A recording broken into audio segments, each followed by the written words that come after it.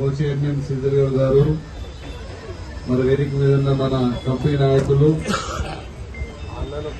ఇక్కడ వచ్చిన కార్మికులందరికీ మరొకసారి నమస్కారాలు తెలియజేసుకుంటూ, మనం ఏదైతే మన 5 డిమాండ్ పెట్టి ఈరోజు మనం ఉద్యమం చేయడానికి 9 సంఘాలు కలిసి జేఏసీ ఫామ్ చేయడం జరిగింది 16వ తారీఖు రోజు. మరి ఇంకొక సంఘం అనేది మనకి ఇంకా 11 యూనియన్ రాలేదు. అందున్న నాయకులకి మనం రిక్వెస్ట్ చేస్తున్నాం, ఈ జేఏసీతో కలిసి వచ్చి కార్మికుల సమస్య పరిష్కారానికి ముందుకు రావాలని ఈ అప్సి కూడా సర్కిల్ సమావేశంతో మనం వాళ్ళకు విజ్ఞప్తి చేయడం జరుగుతున్నది. కానీ మన ఏదైతే కాంట్రాక్ట్ కార్మికుల నుంచి మనం కొట్లాడి ఈరోజు అబ్జర్వేషన్, ఈ డిపార్ట్మెంట్ అబ్జర్వేషన్ కావడం జరిగింది. ఎవరో చెప్తేనో, ఎవరో లెటర్లు ఇస్తేనో, లేకపోతే మాటలతోనే వచ్చిన సమస్య అయితే మన పరిష్కారం కాలేదు ఇంతవరకు. మరి ఏ డిపార్ట్మెంట్ లో కూడా మన తోటి ఉన్న ఆంధ్రప్రదేశ్ లో కూడా మన కాంట్రాక్ట్ కార్మికులే ఉన్నది ఇప్పటివరకు ఇంకా. కానీ మనం అందరం కొట్లాడడం కాబట్టి ఐక్యతతో కొట్లాడి మనము డిపార్ట్మెంట్ లో విలీనం అయితే చేయడం జరిగింది.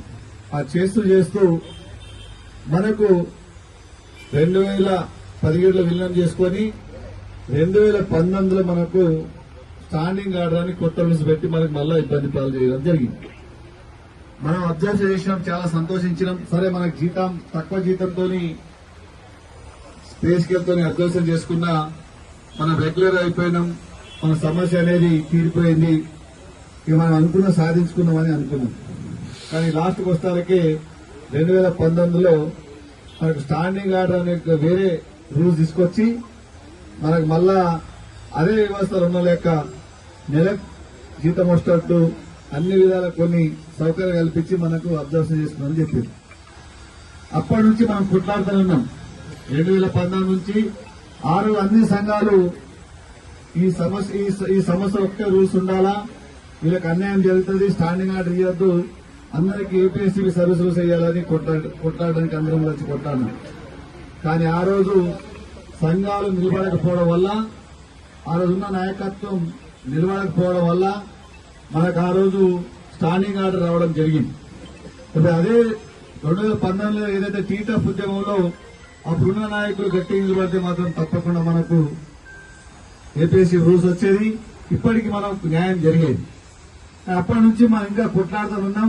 మరి ఇప్పటివరకు అది సాధ్యం కాలేదు, ఎందుకంటే ఇండివిజువల్ కొట్లాడినాం, కొన్ని ఇబ్బందులు అయినా కూడా లాస్ట్ మళ్ళా అన్ని సంఘాలు కలిసి ఈ వ్యవస్థలో ఉన్న ఆర్టిజన్ కార్మికులు అందరూ కలిసి ఉద్యమం చేస్తేనే మనకు న్యాయం జరుగుతుంది, మన సమస్య పరిష్కారం అవుతుందని ఆలోచన చేసి మన అన్ని సంఘాలు కలిసి ఈరోజు మనం చేసి పామైనాం.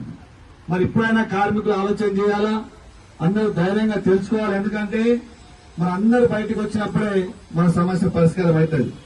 మనం పని చేసుకుంటా ఎవరో చేస్తాడు నాకు వస్తుందని వస్తే మాత్రం ఈ సమస్య పరిష్కారం కాదు. మనం భయపడే అవసరం లేదు. ఈ సంవత్సరం దాదాపుగా 20,000 మంది మనం ఆర్టీజన్ కార్మికులు ఉన్నాం. మన 1,600 మంది అన్యన్ కార్మికులు ఉన్నారు. దగ్గర 6,000 చిల్లర మంది పీసీ వర్క్ పనిచేస్తున్నారు. వీళ్ళందరం గురించి మనం పని పనిచేస్తే మాత్రం ఈ డిపార్ట్మెంట్ లో పని నడిచే పరిస్థితి ఉండదు.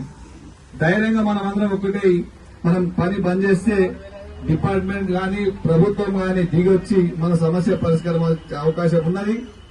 ఇప్పటికి ఎప్పుడు ఉద్యమం చేసినా 50% 60% ఉద్యమాలని ఈ రోజు అన్ని సంఘాలే కాబట్టి తప్పకుండా 100% మనం విజయం సాధిస్తాం. మన ఈ రోజు సరే కొంతమంది కార్మికులు రాకపోవచ్చు, వాళ్ళకందరికీ మళ్ళా మోటివేషన్ చేసి నెక్స్ట్ మీటింగ్ గాని అందరికీ మళ్ళా తిరిగి వాళ్ళకందరికీ నోటివేషన్ చేసి ఉద్యమాలకు ముందు తీసుకురావాలని కోరుకుంటూ, వర్షం పడుతున్నది, ఇబ్బంది అయ్యే పరిస్థితి ఉంది కాబట్టి ఇంకా వేరే సమస్య, ఎందుకంటే అప్సిగూడ సర్కిల్ చెప్పే అవసరం లేదు. 103% కార్మికులందరూ బయటకు వస్తారు.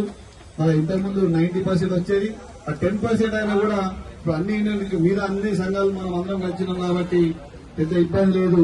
దీనికి అందరూ మళ్ళా నెక్స్ట్ మనకు ఎక్కడైతే పరిచయాలు ఉన్నాయో మన నాయకులకు కానీ చుట్టూ సర్కిల్ ఉన్న వాళ్ళకందరికీ మోటివేషన్ చేసి ఎక్కడైతే సమావేశాలు ఉంటే అక్కడ కార్మికులందరికీ మనం గెలిచినందుకు ఆ సమావేశానికి పంపించి ఆ సమావేశం విజయవంతం చేసుకున్నారని కోరుకుంటూ ఇంకొకసారి ముఖ్యంగా మన డిమాండ్ పరిష్కారం ఫస్ట్ గుర్తుపెట్టుకోవాలి.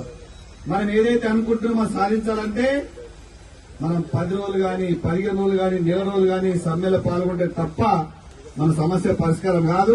దానికి అందరూ సిద్దమై ఉండాలని కోరుకుంటూ ఇంకోటి భయపడే అవసరమే లేదు. చాలా మందికి భయమైంది. ఎప్పుడు భయమైందంటే మొన్న ఒక 200 మందికి టర్మినేట్ చేసినట్టు భయమైంది. 200 మంది టర్మినేట్ చేస్తే రెండు నెలలు మనకు ఇబ్బంది అయింది. కానీ ఇప్పుడు మనం అప్పుడు 7,000 మంది సమ్మెలకు వచ్చింది ఫస్ట్ రోజు. ఇప్పుడు అట్లా కాదు, 20,000 మంది మనం సమ్మెలకు ఉంటే 20,000 మంది ఉద్యోగాలు వీళ్ళకి తీసేస్తే అసలు ఎవరైనా పని చేస్తూ ఉంటారా? డిపార్ట్మెంట్ లో పని జరుగుతుందా? అధికారులకు తెలుసు.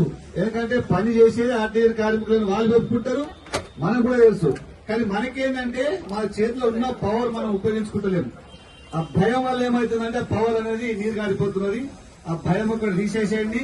రేపు ఏదైతే ఇచ్చిన కార్యాచరణకు అందరూ కట్టుబడి ముంగడికి వచ్చి ఈ ఉద్యమానికి మీరందరూ సహకరించి ఉధృతం చేసి మనం డిమాండ్ సాధించుకోవాలని తెలియజేస్తూ ఈ అవకాశం ఇచ్చిన హబ్సిగూడ సర్కిల్ నాయకులకు, కార్మికులకు, నాతోటి స్టేజ్ మీద పెద్దలకు అందరికీ మరొకసారి ధన్యవాదాలు తెలియజేస్తూ ముగిస్తున్నాను. Thank you.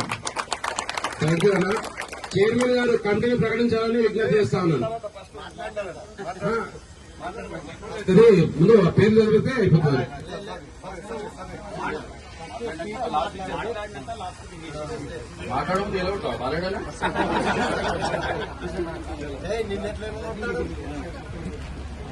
ఈరోజు సర్కిల్ 2వ రోజు భాగంగా నిన్న సౌత్ సర్కిల్లో ఉండే, ఈరోజు